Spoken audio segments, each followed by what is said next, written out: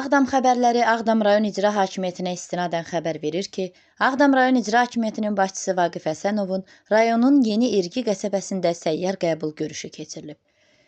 3 iyul 2026-cı il tarixdə əhalinin problemlərinin yerində öyrənilməsi və həll edilməsi məqsədi ilə Ağdam rayon icra hakimiyyətinin başçısı Vaqif Həsənovun rayonun Yeni İrgi qəsəbəsində səyyar qəbul görüşü keçirilib.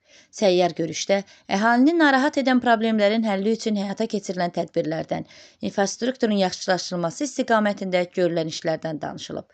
Çıxış edən rayon icra hakimiyyətinin başçısı Prezident cənab İlham Əliyevin verdiyi tapşırıqların həyata keçirilməsi, əhalinin problemlərinin öyrənilməsi və operativ həlli üçün keçirilən bu cür görüşlərin önəmli olduğunu qeyd edərək, belə səyyar görüşlərin davamlı olacağını bildirib.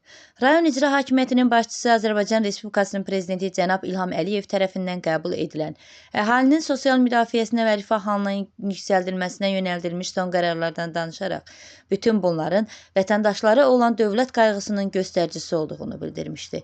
Azərbaycan Respublikasının 2022-2026-cı illərdə sosial-iqtisadi inkişaf strategiyasının icrasını təmin etmək haqqında Azərbaycan Respublikasının Prezidentinin 3587 nömrəli sərəncamının 3.1.2-ci bəndinin icrası ilə əlaqədar məcburi köçkünlərin yeni salınmış yaşayış məntəqələrinə geri qayıdışı üçün təbliğat, izahat və təşviqat işlərinin aparılması ilə bağlı məlumat vermişdi.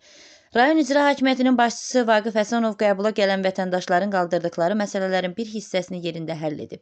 Digər vacib məsələlərin həlli üçünsə müəyyən tapşırıqlar verərək həlli prosesini nəzarətə götürüb. Görüşün sonunda qəbulda iştirak edən sakinlər onlara göstərilən diqqət və qayğıya görə ölkə prezidenti cənab İlham Əliyevə və birinci vitse-prezident Mehriban xanım Əliyevaya öz minnətdarlıqlarını bildirmişlər. Polad Rüstəmli, Şəbnəm Aslanlı, Ağdam xəbərləri.